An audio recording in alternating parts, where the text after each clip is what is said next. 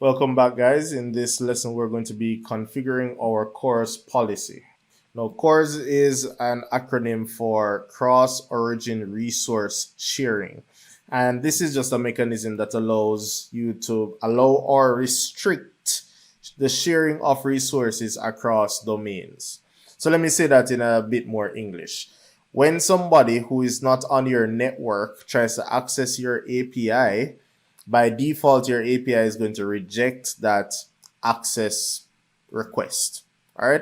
So if I develop an internal API to be used in my company and somebody from outside my company with a completely different IP address and everything tries to consume the API or talk to the API, then it's going to automatically let it know that, hey, well, I can't send you any information because I don't know you. So we want to configure this policy to at least facilitate some conversation with sources or requesters that are not necessarily in our network. All right, so I've actually run into this before where I developed an API for my company for third party use, and I spent some time debugging why this company couldn't access the API that was clearly working on my machine and every other machine around me. And then after digging, I realized it was the CORS policy. So sometimes you live and you learn through experience. Well, I'm here to just let you know what configurations you can put in place from the get-go to kind of avoid certain busy work. So in order to add this policy, what we're going to do is in our startup.cs file, and I'm just going to add it here. Order does matter to some extent, but right now we're not really focusing on the order. We just want to get our configurations in. So I'm going to say services dot add cores, and then I'll just put the semicolon there. So when we say add cores, we need to add the policy. Like cores needs to know how to behave, right? So the same way that when we're setting up the Swagger gen, we would say C and then this lambda arrow, and then we can have multiple lines with multiple configurations. You'd see it with endpoints and so on. We're going to be doing that here. So I'm going to say O. You can use any token really. It could be C, it could be O, it could be the word options. Like I said, you see them using endpoints down here. So I'll just say O and then the lambda arrow. And then what I'm going to do is open and close curly braces. So that means I'm going to have a whole block of configuration. So I'm just breaking the line so we can see clearly exactly what's what. And then I'm going to say O dot add policy, right?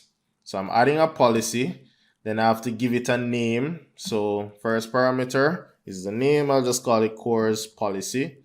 Nothing too fancy or confusing. So CORS policy, and then comma, and then I have to define another lambda. So I'll just call this one builder because now I'm going to be building the policy. So builder lambda arrow, and I'll just break line.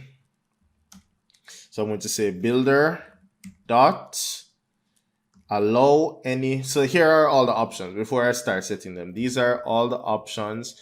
You can allow any, you can disallow, you can set. So if it is whitelisted or with certain headers, you can define how your API will determine who is allowed to access me or my resources and who is not.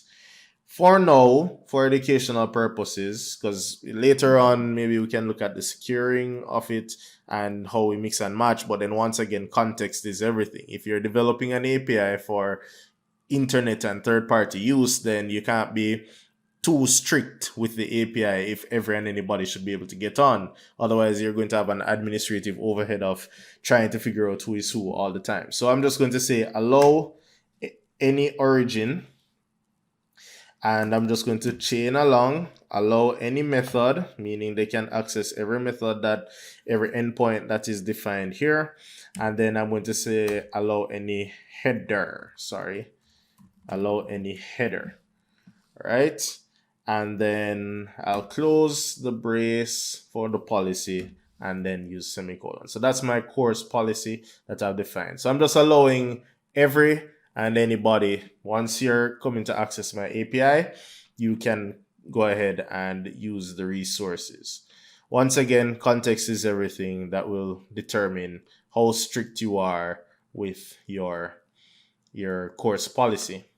Now, after doing all of that, I'm now going to go down to configure, and I'm going to let the app know that it should use the course policy. So right here, I'm just going to say app.use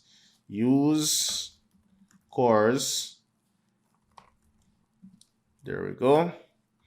And then it's going to say, okay, it has some overloads. I'm going to tell it the policy name. See, so just by putting the quotation marks, it's now saying, okay, what's the policy name? So the policy name, as I just outlined up top, is course policy.